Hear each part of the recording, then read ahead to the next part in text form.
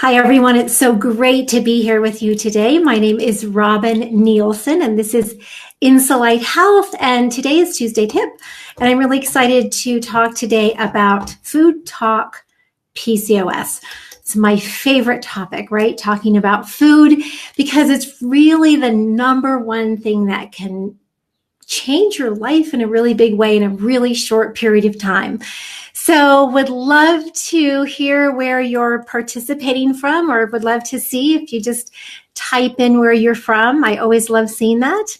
And any questions that you have around food today. If your question's not around food, I'll answer it later. But if it's around food, I'll try to get to it today. All right, so I want to talk about a few things around food. Because, like I say, it has the absolute biggest impact on our health. So I want to make sure, hi, Sylvia, Rebecca, so great to see you here. Just make sure that I'm looking straight into the camera. All right, so food, if you only could pick one thing to start with to begin to heal some of your symptoms of PCOS, it would definitely be food. So food is going to help you see the biggest changes the most quickly. So even if you want to lose weight, food always comes first, right? Exercise second, and it's very far down the line. So think food, right, for healing from PCOS. It's powerful medicine. There's so many amazing quotes around how food can really help you heal no matter what your issues are. And it's because food is information. So you're giving your body information to either heal, or you're giving your body information to be sicker, right? There are some foods or some things that we can take in that are somewhat neutral, but for the most part, you're either helping your body to heal and function well, or you're really hindering its ability to function at all. And so sometimes it's tricky, right, to find those foods that are hindering your progress, but there are ways to do it. Like my detox program. So right now, let's just talk some food basics. So I want to share 4 things with you today so that you're really clear on next steps for you around food. Let's see, would love to, again, hear where you're from. So Shirley, let's see, posted, she's from South Africa. Cool. Yeah, so this, you can listen to this later for sure, right? You don't have to be on live. Okay, so I'm going to review, hi Lakita, great to see you here. I'm going to review my food rules. So I have some basic rules. And then I'm going to go into some other concepts around food. And then I'd love to hear what resonates with you. If you could, post what you love, post any questions, post maybe what's working for you or what hasn't worked for you. I'd love to know that too. So here are my rules around food. First of all, the life in food gives us life. So you want to make sure that you choose food that looks nutrient dense, right? So prepackaged foods are out for the most part, but fresh produce, does it look ripe? Does it look have beautiful color, right? You want to make sure that you're choosing food that has a lot of life in it, because what you eat, right, is going to dictate whether you heal or whether your health gets worse. So you want to make sure that what you eat gives you life. You want to eat local foods that are in season when possible. So I can give you an example. If you are in the dead of winter where you are and it's really cold outside and you decide that a mango looks really good, a mango is a food that grows in a hot weather climate. So you're giving your body information about what's going on outside. So if you eat a mango and it's the dead of winter, super cold outside, your body says, oh, it's summer outside. There's plenty of sun. I don't need to make as much vitamin D, right? So now, because mangoes are not weather, right? So your body knows that that's from somewhere else where it's warm outside. Your body is super intuitive, right? So you need to make sure that you're eating foods that are local. Now, it gets a little bit tricky when you live in super cold parts of the world because your choices are super limited. So you can definitely go to frozen foods then, but don't choose tropical foods, right, in the dead of winter if you're in a cold region. If you're in a warm region, Ecuador, south of the equator, places like that, then, you know, eating warm foods is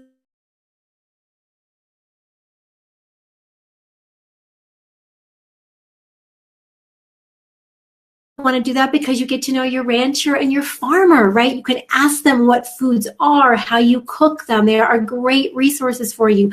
You can ask them if the foods have been sprayed with pesticides or herbicides or if they've used any chemicals, right? So you get to know those farmers and ranchers who you can trust, and then you know that their foods are really good for you, right? Oh, Lakita's from Memphis. Great. Awesome. All right. So the next one is you want to eat whole, real foods, right? So, you know, there have been all these crazes over the years, but one of them was separating the egg white from the egg yolk, right? So people would just eat the egg whites, thinking that those were healthier and that they wouldn't raise our cholesterol levels, but that's completely not true. The egg yolk actually has all the nutrients in it. The egg white tends to be much harder to digest. And the egg yolk actually is one of the highest foods in something called choline, which actually helps you to metabolize your fats better. Right? Super high food in vitamin D, vitamin A. So you definitely want to eat the egg yolk, and all the parts help to complement the other parts for a whole food, right? So make sure that you eat whole, real foods. You want to plan ahead. You want to be prepared. You want to carry foods with you because chances are if you're out and about or you're traveling and you get hungry, it's really easy to make poor food choices, right? So always plan ahead, carry foods with you that you can eat, and, you know, don't wait until you're starving because then we overeat and we make poor food choices, right? Has that ever happened to you? That's why fast food restaurants exist, right? Because you're starving and then you overorder and you eat it down so fast that you end up overeating because you didn't get the smells into your nostrils before you started eating. So your body wasn't even prepared for digestion. And you also ate so fast that you couldn't tell when you were full. So you end up overeating and you end up not being able to digest very well because you didn't prepare your body properly. So that's why cooking at home is so amazing, because you get those smells before you even start eating. So it prepares your body for digestion. That's pretty cool, right? Very cool. All right. So you want to eat, eat until you're about 80% full and then stop eating, right? If that's possible. And if your, meals are balanced, it's really possible. It's really important with food to eat for hormone balance. Okay, I'm going to put that up here because all these things that I'm sharing with you is really eating for hormone balance. So eat for hormone balance. Yes. Okay.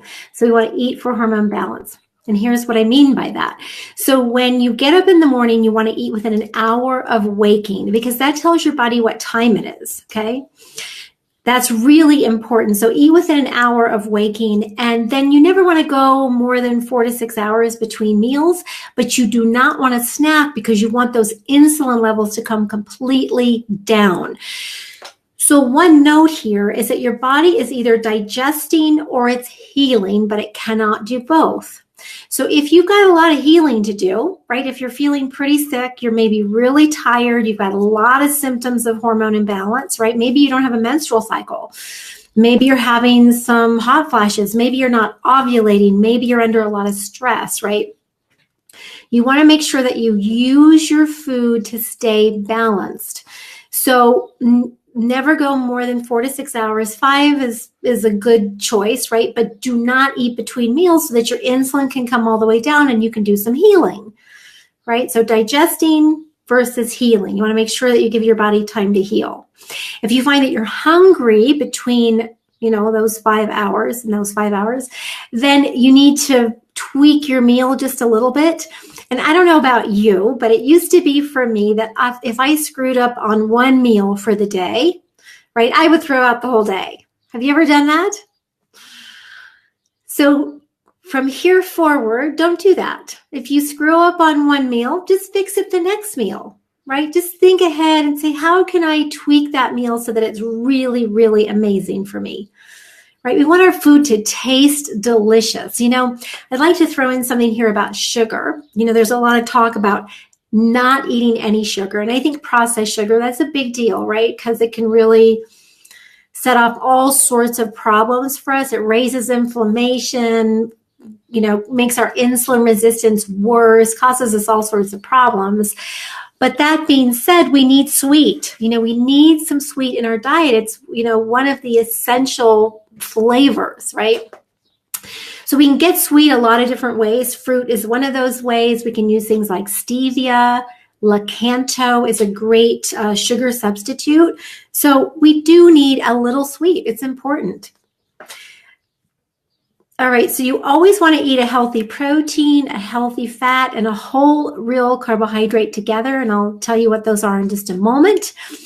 You want your breakfast to be focused a little bit more higher protein, okay, low carb if possible, because that sets your blood sugar up for more success during the day, and then a little bit higher carbohydrate dinner meal to help you make more serotonin for sleep.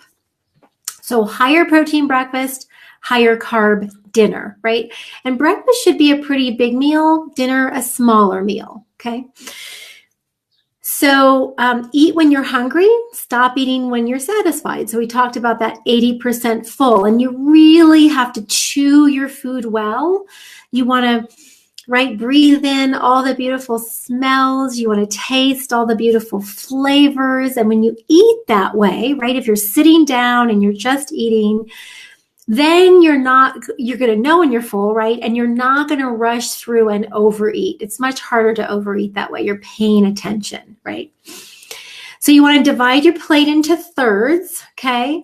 And fill 1/3 with the right amount of protein. So if you're eating, a piece of healthy meats or fish or something like that, it needs to be about the size of the palm of your hand and the same thickness, okay? So that the size of the palm of your hand and the same thickness. Just going to wait a minute here.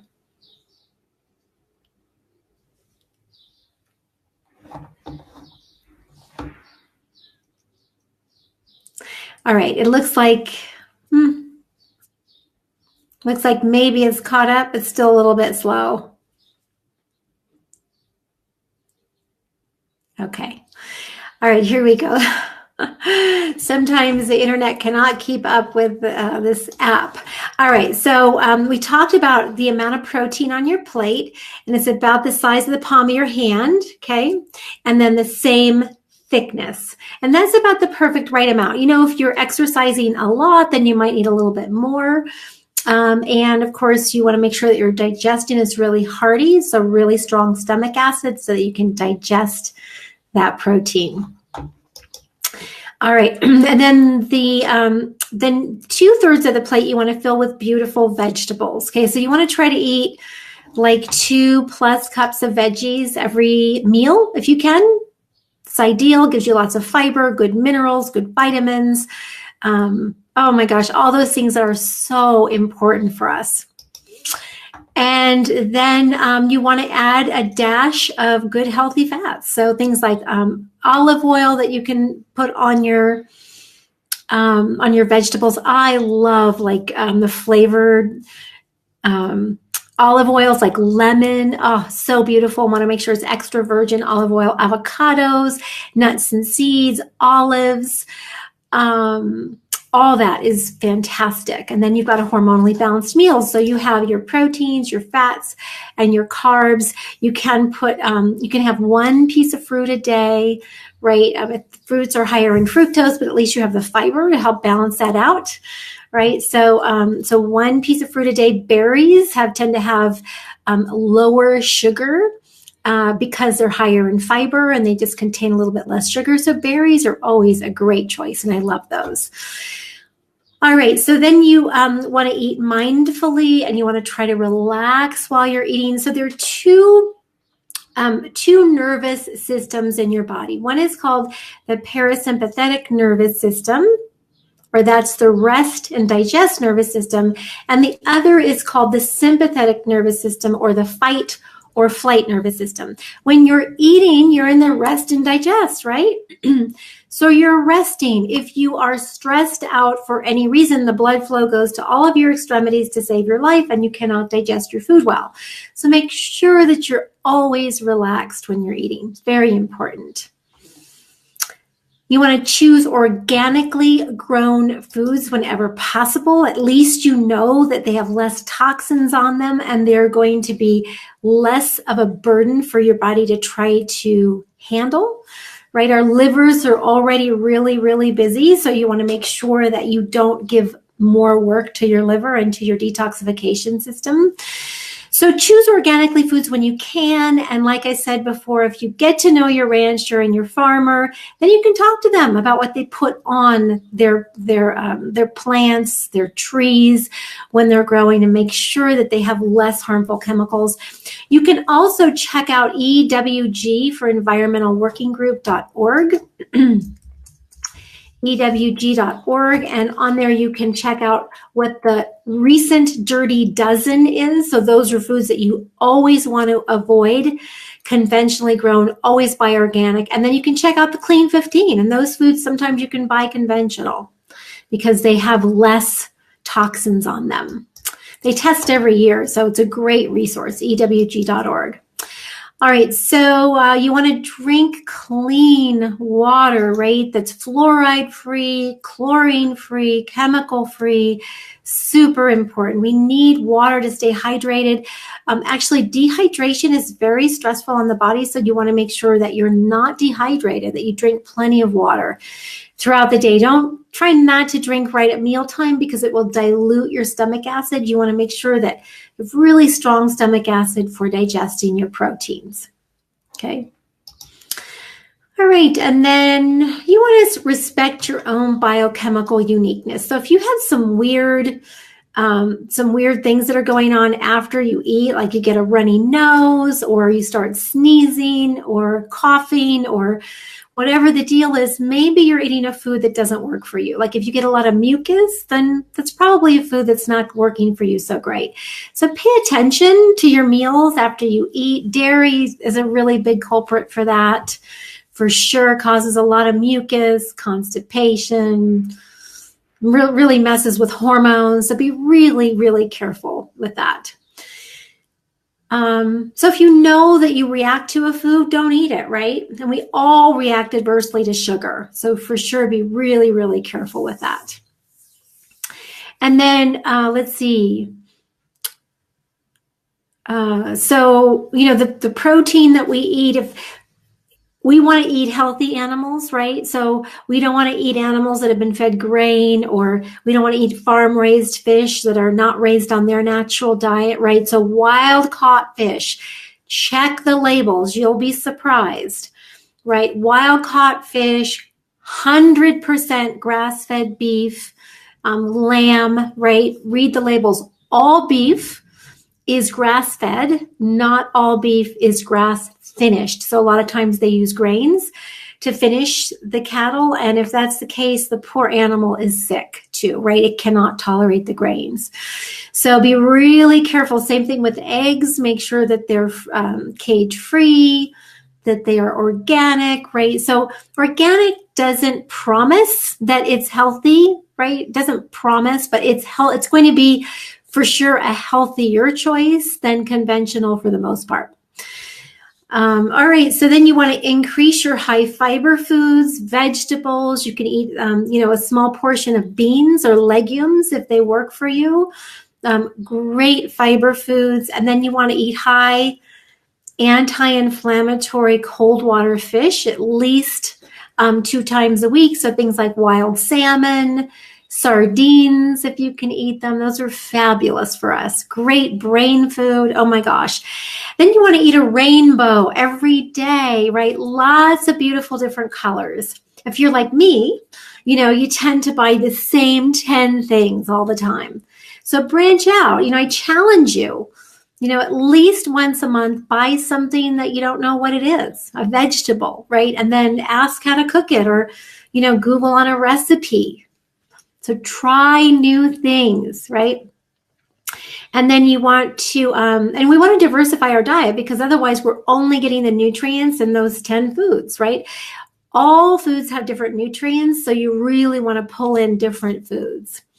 And then you want to stop eating about 3 hours before bed, so that your body can finish digesting before you go to bed. And then the whole night is spent healing. It's incredible what that will do for you. Incredible. So what questions do you have on my rules so far? Any questions?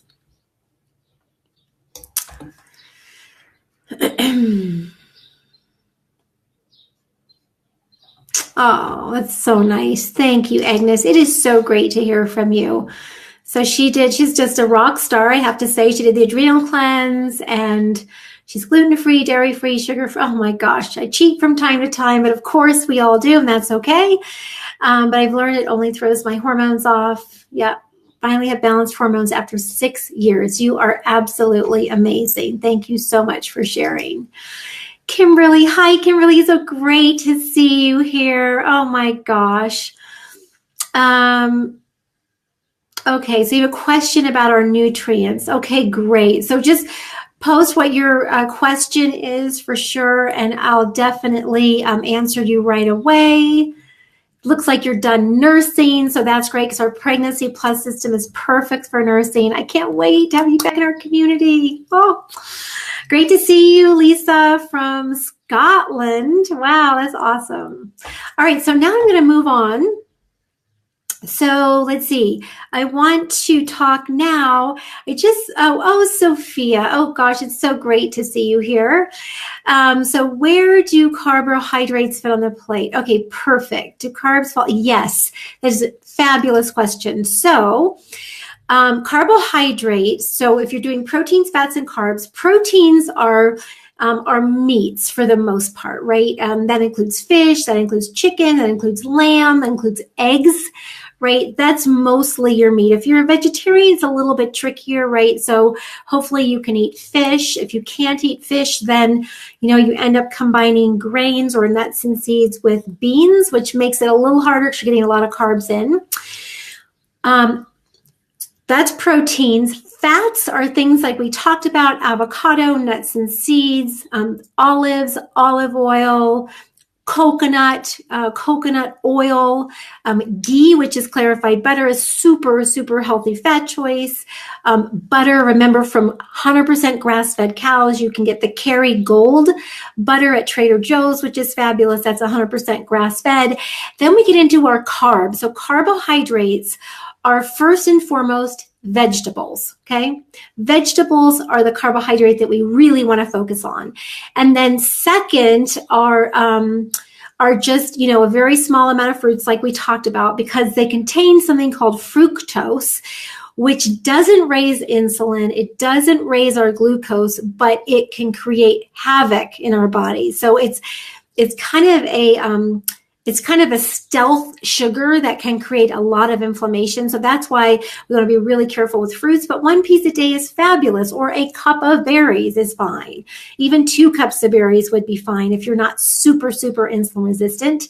And then after that, of course, there are, let's go back to vegetables, because there are non-starchies and starchies, right? So starchy vegetables are more the root vegetables, and those you want to limit your portion to just a small amount, maybe third cup. I would limit it to a third cup. Again, depending on where you are. If you're really in a healing phase, then do maybe a third cup. You've got to include starches though, because if you go too low carb, it's really stressful and it'll keep you super stuck. So then after that, you can do just a small amount of beans if you like beans, and that seems to work well for you. And then you could also do even just a little bit of grain. So again, I would stick to no more than a quarter cup, third cup of grain, but do gluten-free grains. So brown rice, quinoa is fine. You can even do a little bit of white rice if you want to, but just keep it a very small amount, right? The more whole the grain, the better, okay? So thank you, Sophia. That was a super great question. So now I want to talk about healing versus digestion, okay? Because this is really important too. And I've talked about this a little bit already. So healing versus digestion. So basically what I mean by this is you're either digesting your food or you're healing. And if you have a lot of healing to do, that's an important time to make sure that you have some of, right? So be sure that you eat and then you stop eating for those 4 to 6 hours, because it takes about 3 hours to digest. And then you have a little bit of time, for that insulin to drop completely. And keep in mind, if you eat a high protein breakfast with no carbs, right, with very, very few carbs, so you just focus on proteins and fast for breakfast, you're not going to raise insulin much at all, if at all. So that's perfect. And you're going to have a lot more healing time, okay? A lot more healing time. So between dinner and breakfast is a great time to heal. And, there's a lot out there right now about the keto diet, right? Ketogenesis. There's a lot out there about intermittent fasting. Keto is a little bit tricky for women. And I know some women have really had some great success on it for PCOS, but I want you to keep it really simple, right? You don't have to get complicated. You want to have a diet for yourself that is sustainable and it tastes good. If you're healing, you've got to eat how I said, right? You have to eat for hormone balance. Once you start to feel better, you can start playing around with it a little bit. Maybe 2 to 3 days a week, you could do a little bit longer intermittent fasting, like anywhere from 12 up to even 16 hours. So that would be 16 hours not eating, 8 hours eating. It's kind of cool because you have 8 hours where you can just eat and then take 16 hours off. So let's say that you go to bed at like 9 or 10 o'clock at night, right? So then you can go, then maybe have, breakfast at noon or something. But that's after you've done some pretty profound healing. I would go 12 to 14 hours while you're still doing some healing. So that would be, if you stop eating at, let's say, I messed that up.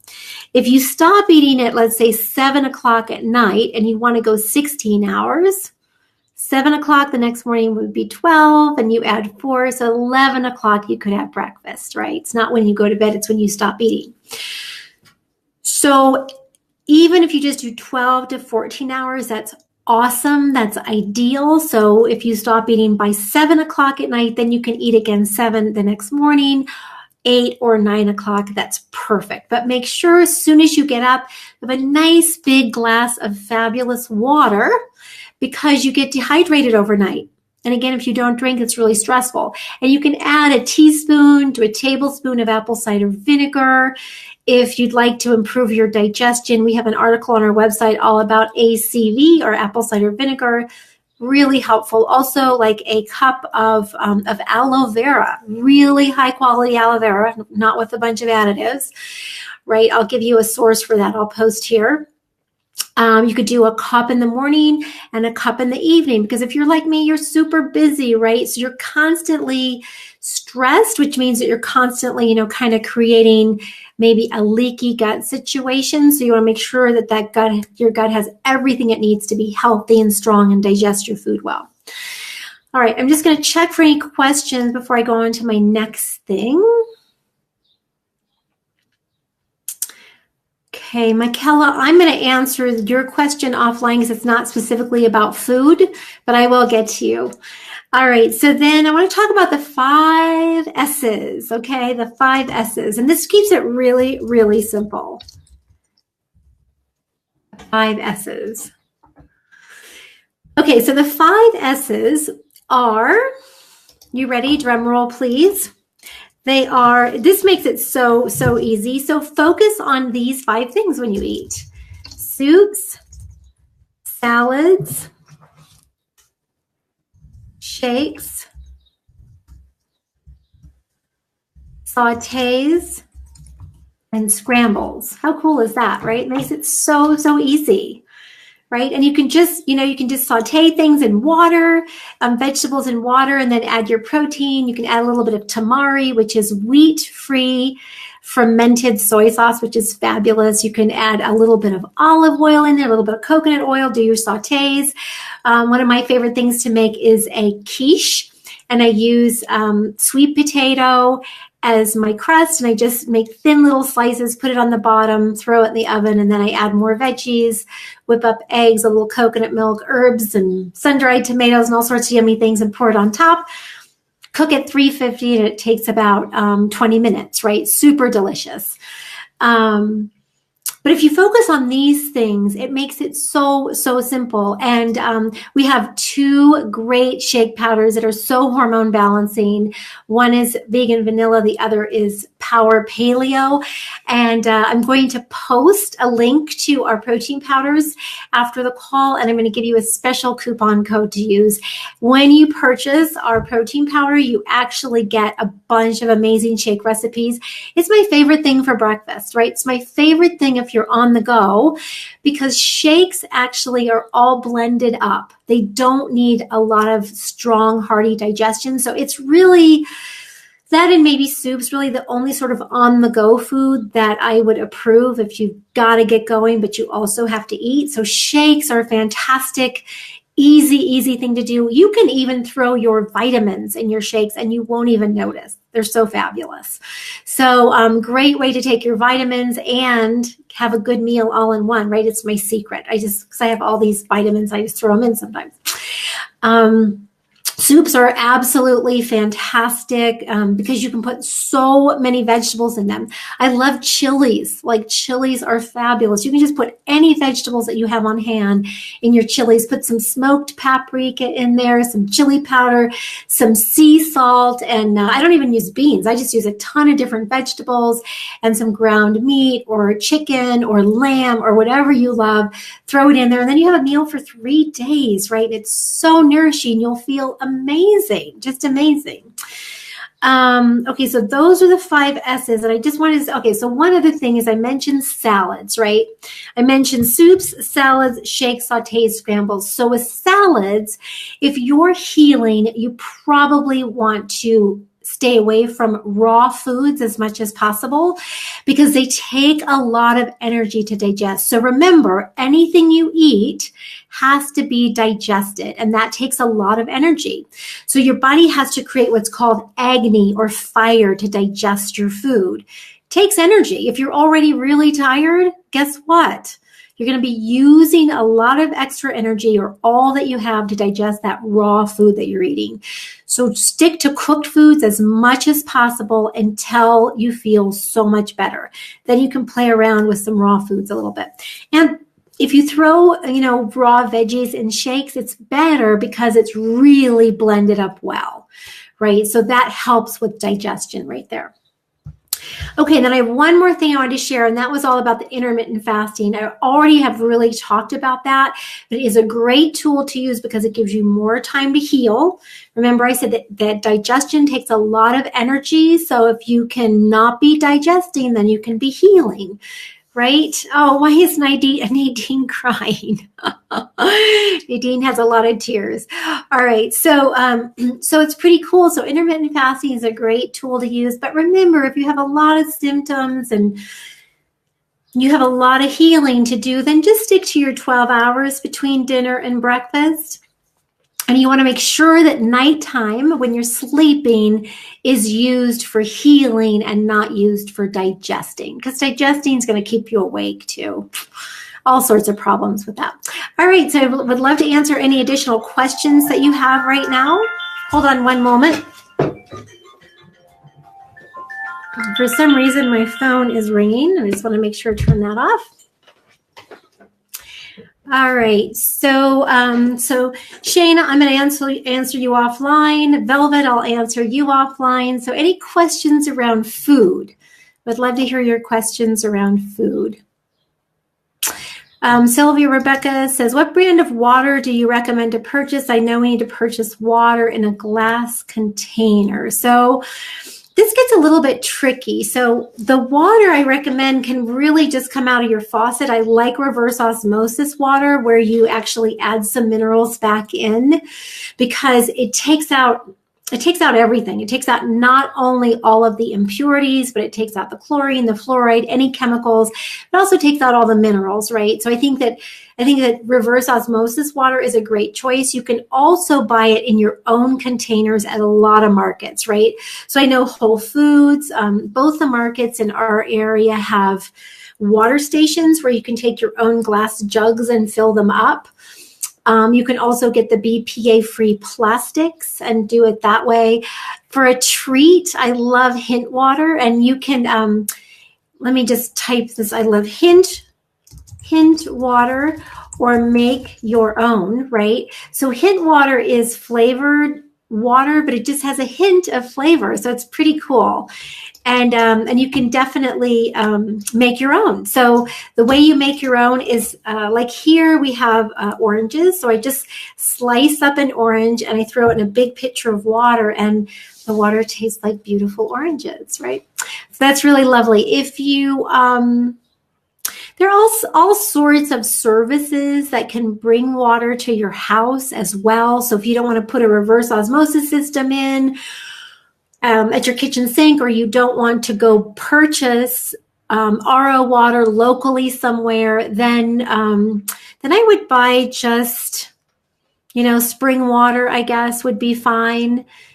For sure. I'm not real big on alkaline water because I think we need a very acid stomach to digest our food. And if we drink a lot of alkaline water, it completely neutralizes our stomach acid. So be careful with alkaline water, but I really do like RO where you add your own minerals back in, or where it's remineralized. So, just check your pH and make sure, because plants cannot live on RO water, so neither can we, right? So just make sure that you're getting plenty of vegetables every day to get those good minerals back in. All right, so let's see here. So another question. Oh yeah, so you can make your own Hint water, and all you do is, you can put slices of oranges, like slices of apples. You can put in slices of cucumber. You can put in berries, and you get the essence, right, of those foods without all the sugar, and it's really delicious. What about milk? Should I stay away from milk? Absolutely. So dairy is super hard for PCOS, okay? Super hard for PCOS for a lot of reasons. I put fruit in my water. Perfect. All right, well, you have a ton of information here today. I hope that you will begin to implement it. I'd love to hear what you noticed, how you feel, which tips were your favorite. I just really appreciate you being here and showing up. When we show up, our genes already start to express themselves in a healthier way. Pretty cool, huh? All right, I'm really grateful for you. And if you have any other questions, please post them here and I'll be sure to get to them. All right, goodbye, everyone.